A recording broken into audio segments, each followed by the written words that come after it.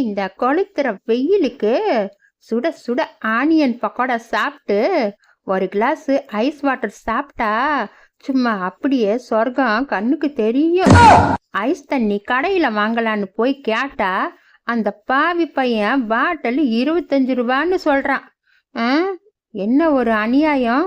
என் வீட்டுல இருக்கிற பானை தண்ணியே நான் சாப்பிட்டுக்கிறேன், அதுவே எனக்கு போதும். என் பையன் ஒரு கிறுக்கன்னா என் மருமக ஒரு மடச்சி, 2 பேரும் சேர்ந்து குடும்பம் நடத்துனா உருப்பட்ட மாதிரி தான். பக்கோடாவை கொண்டு வந்து வெளியில வச்சுட்டு போயிருக்கா. நாய்கி வந்து வாய் வச்சா தெரியுமா? இதெல்லாம் எடுத்து உள்ள வைக்கிறது இல்ல. என்னம்மா குடும்பம் நடத்துறாளோ, இவளுக்கெல்லாம் யாரு தான் புத்திமதி சொல்லி திருத்துவாங்களோ. சாப்பாட்டுக்கு தொட்டுக்க ஒண்ணுமில்லையேன்னு நினைச்சேன். அப்பாடி, இந்த பக்கோடா வந்துருச்சு. நான் இதை எடுத்துட்டு போய் சாப்பாட்டுக்கு தொட்டுட்டு சாப்பிட்றேன். எனக்கு ரொம்ப பசிக்குது. ஏண்டி முண்டா, உள்ள போய் தண்ணி எடுத்துட்டு வரதுக்குள்ள எல்லா பக்கோடாவையும் சாப்பிட்டு தொலைச்சிட்டியா? பக்கோடா மட்டும்தான் சாப்பிட்டியா இல்ல பிளேட்டையும் சேர்த்து முழுங்கிட்டியாடி? இத பாரியா, என் மேல எல்லாம் பழி போடுற வேலை வச்சுக்காத. நான் உன் பக்கோடாவையும் பார்க்கல, ஒன்னத்தையும் பார்க்கல. ஆமா, ஊர் உலகத்துல அவங்க பொண்டாட்டிங்களுக்கு என்னென்னமோ வாங்கி கொடுக்குறாங்க. நீ என்னையா வாங்கி கொடுக்குற? உனக்கு ஏதாச்சும் வேணும்னா போய் கடையில சாப்பிட்ற, இல்ல கொண்டு வந்து இப்படி தனியா உக்காந்து சாப்பிட்ற. நீ எல்லாம் ஒரு ஆளுன்னு உங்ககிட்ட குடும்பம் நடத்துறேன் பாரு, என்ன சொல்லணுயா? ஏண்டே, நீயும் நானும் தான் இங்க இருக்கோம், உன்னை விட்ட வேற யார்டி எடுத்து சாப்பிடுவா? நீ கொண்டாந்து வச்சிருக்கே ஒரு குரங்கு, அது வேணா எடுத்து சாப்பிட்டுருக்கும், போய் அதுக்கிட்டயே கேளு. ஏண்டி முண்டா, அது குரங்கு இல்லடி, கிளிடி. இது கூடவா உன் கண்ணுக்கு தெரியல? இந்த கிளி எனக்கு கிடைச்சது ரொம்ப பெரிய அதிர்ஷ்டம். இந்த கிளி பானவாயன் கோவிந்தனோட கிளியான். இந்த கிளிய புடிச்சு கொடுத்தா அவன் எனக்கு 5000 ரூபாய் கொடுக்குறேன்னு சொல்லியிருக்கான். இந்த கிளி எனக்கு சிக்கினுச்சு, அதாண்டி நான் கொண்டு வந்து வீட்டுல வச்சிருக்கேன்.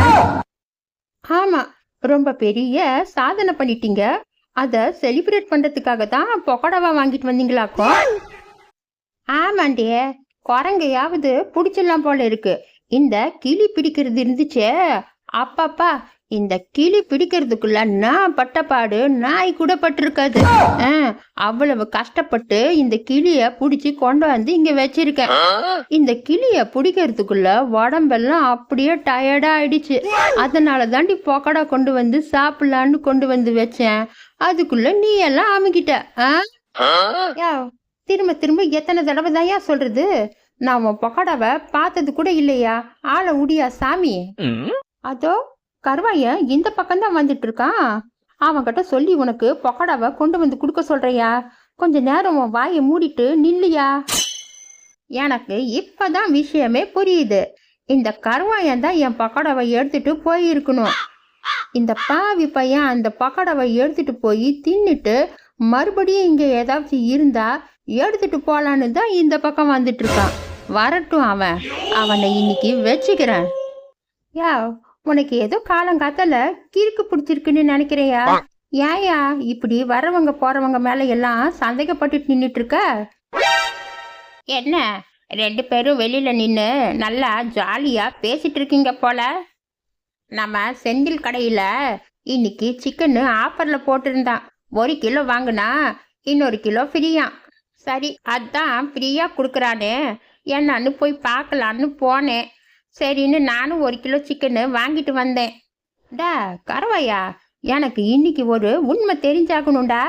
ஏண்டா, இங்க வச்சிருந்த பக்கோடாவை நீ தானே எடுத்துட்டு போய் சாப்பிட்ட? உண்மையை சொல்லுடா. ஆனியன் பக்கோடா சொல்றீங்களாண்ணே? நான் அந்த பக்கோடாவை பார்த்ததே இல்லைண்ணே. ஏன்னா நீ வேற என் மேல பழிய போடுற? பாத்தியாடி, ஆனியன் பக்கோடான்னு பையன் கரெக்டா சொல்றான். இவன் பக்கோடாவை பார்க்கலன்னா எப்படி கரெக்டா ஆனியன் பக்கோடான்னு சொல்லுவான்? இதுல இருந்தே தெரியுது இவன் தான் அந்த பக்கோடாவை சாப்பிட்டுருக்கான். ஏங்க இப்படி வரவங்க போறவங்க மேல எல்லாம் பழிய போடுறீங்க? உங்களுக்கு என்ன கிறுக்கு பிடிச்சிருச்சா? நான் இல்லாத சமயமா பார்த்து இவன் நைஸா வந்து என் பக்கோடாவை சாப்பிட்டானா, இப்போ நான் இவன் சிக்கனை வாங்கி சாப்பிட போறேன். நீ வேணா பாரு. இத பாருங்க, நீங்க பண்றது கொஞ்சம் கூட சரியில்லை. டே கருவையா, நீ முதல்ல இங்கிருந்து போடா. அண்ணே, சொன்னா கேளுண்ணே, இந்த சிக்கன் சாப்பிடாதண்ணே. அண்ணே சொன்னா கேளுண்ணே. அட அண்ணே, பார்த்து மெதுவா சாப்பிடுண்ணே, தொண்டையில சிக்கிக்க போகுது. ஐயோ ஐயோ. கருவாயா, பாத்தியா நான் எப்படி பழிக்கு பழி வாங்கினேன்னு? சிக்கன் எல்லாம் காலி. இப்போ வீட்டில் போய் உக்காந்துட்டு நல்லா அழுடா. ஏன் பக்கோடாவை எனக்கு தெரியாம திருடி சாப்பிட்டேல்ல, இப்போ பாரு சிக்கன் எல்லாம் நான் காலி பண்ணிட்டேன். சேகரு, என்னடா பொக்கடா அது இது பழிக்கு பழின்னு ஏதோ பேசிட்டு இருக்க? என்னடா நடக்குதுங்க? அது அத்தை, இவரு பொக்கடாவை வெளியே வச்சுட்டு தண்ணி எடுக்க உள்ள போனாராம். வந்து பார்த்தா பொக்கடாவை காணோமா. அத கருவாயம் தான் எடுத்து சாப்பிட்டுருப்பான்னு சொல்லிட்டு அவன் கொண்டு வந்த சிக்கனை எல்லாம் முழுங்கிட்டு நிக்கிறாரு இந்த மனுஷன். சேகரு, அந்த பொக்கடாவை நான் தாண்டா எடுத்துட்டு போய் சாப்பிட்டேன். சாப்பாட்டுக்கு தொட்டுக்க ஒண்ணுமே இல்லை, சரின்னு இங்க இருக்குதேன்னு நான் தான் எடுத்துட்டு போய் சாப்பிட்டேன்டா. நான் சும்மா ஒரு 2 பீஸ் தாண்டா சாப்பிட்டேன். இங்க இருந்த நாய்க்கு வாய் வச்சிடுமோன்னு நான் தாண்டா எடுத்துட்டு போய் பத்திரமா வச்சிருக்கேன். டா கருவாயா, நானும் ஏதோ நீ தான் என் பக்கோடாவை எடுத்து சாப்பிட்டுட்டேன்னு தப்பா நினைச்சிட்டேன்டா. நீ ஒன்றும் மனசுல வச்சுக்காதடா. எனக்கு காசு வந்த வாட்டி நான் சிக்கன் காசை கொடுத்துட்றேன்டா. பரவாயில்லண்ணா, இருக்கட்டும், எனக்கு எந்த பிரச்சனையும் இல்லை. ஆனா நீ சிக்கனை சாப்பிட்டது பார்த்துட்டு தான் எனக்கு ரொம்ப கவலையா இருக்குண்ணா. அந்த செந்தில் 2 நாளா சிக்கன் கடை போட்டானா, ஆனா சிக்கனு வியாபாரமே ஆகலையா. அதனால இன்னைக்கு ஒரு ட்ரிக்ஸ் பண்ணி 1 கிலோ சிக்கன் வாங்கினா இன்னொரு கிலோ சிக்கனு ஃப்ரீன்னு எல்லா சிக்கனையும் வித்துட்டானா. இந்த விஷயம் நான் சிக்கனு வாங்கிட்டு வரப்போதான் எனக்கே தெரிஞ்சுது. அதான் நான் சிக்கனை சாப்பிடலாமா வேணாமான்னு யோசனை பண்ணிட்டு வந்துட்டு இருந்தேன். நீ என்னடானா, நீ அந்த சிக்கனை பிடுங்கி சாப்பிட்டுட்ட. இந்த பழைய சிக்கன் சாப்பிட்டு உனக்கு ஏதாச்சும் பிரச்சனை வந்துருச்சுன்னா அதுக்கு நான் பொறுப்பில்லப்பா. டா கருவாயா, என்னடா இப்படி குண்டு தூக்கி போடுற? ஏண்டா, இதை நீ முதல்லயே சொல்லியிருக்க மாட்ட? நான் வேற எல்லா சிக்கனையும் நல்லா கட்டுன்னு கட்டிட்டேனடா. நீ இந்த கெட்டு போன சிக்கனை சாப்பிடணுன்னு உனக்கு தலைவிதி போலண்ண, அதான் நீ சாப்பிட்டுட்ட.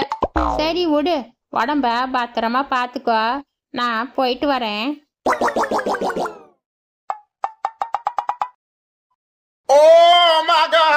ஆத்தா, ஏதாச்சும் பண்ணு ஆத்தா, வயிறெல்லாம் கடமுடங்குது. வயிறெல்லாம் வலிக்கிற மாதிரி இருக்கு, என்னால தாங்கவே முடியல. ஏண்டி முண்டா, நான் இப்படி வழியில துடிச்சிட்டு இருக்கேன், நின்று வேடிக்கை பார்த்துட்டு இருக்கியாடி? போய் ஏதாச்சும் பண்ணிடி, என்னால வலி தாங்க முடியல. ஆத்தா, நீ அதுவும் ஏதாச்சும் பண்ணு ஆத்தா. நீயும் என்ன ஆத்தா இப்படி நின்று வேடிக்கை பார்த்துட்டு இருக்க? கொஞ்ச நேரம் வாய மூடுறா. நீ போடுற சத்தத்துல என்ன பண்ணணும்னு எனக்கே தோணலடா. இருடா, ஒரு நிமிஷம் என்ன பண்ணலான்னு யோசிக்கிறேன். அத்த, எங்க ஊர்ல எல்லாம் ஏதாச்சும் சாப்பிட்டு வயிறு வலிக்க ஆரம்பிச்சா தண்ணியில உப்பு போட்டு கொடுத்து வாந்தி எடுக்க வைப்பாங்க. அது வேணா எடுத்துட்டு வரட்டுமா? அதெல்லாம் வேணாண்டி அம்மா, கொஞ்சம் மாட்டு சாணிய தண்ணியில கலக்கி எடுத்துட்டு வா. அது கொடுத்தா உடனே வாந்தி வந்துடும், வயிறும் ஃப்ரீ ஆயிடும். நீ போய் சீக்கிரமா எடுத்துட்டு வாப்போ. என்னது மாட்டு சாணியா? ஐயையோ, எனக்கு மாட்டு சாணி எல்லாம் ஒண்ணு வேணாம், என்ன ஆளை விடுங்க. ஐயோ அத்தை, மாட்டு சாணின்னு சொன்ன உடனே இப்படி இவர் கீழே விழுந்துட்டாரே, இப்ப என்ன பண்றது? மருமகளே, நீ எல்லாம் ஒன்றும் பயப்படாத. சீக்கிரமா போய் மாட்டு சாணத்தை தண்ணியில கரைச்சி ஒரு புனல் எடுத்துட்டு வா. இவன் வாயில புனல் வச்சு நான் ஊத்துறேன். வாந்தி எடுத்துட்டா வயிறு வலியெல்லாம் சரியாயிடும். நீ சீக்கிரமா போ. ஐயையோ, இன்னைக்கு மாட்டு சாணத்தை கரைச்சி என் வாயில ஊத்தாம விட மாட்டாங்க போல இருக்கே.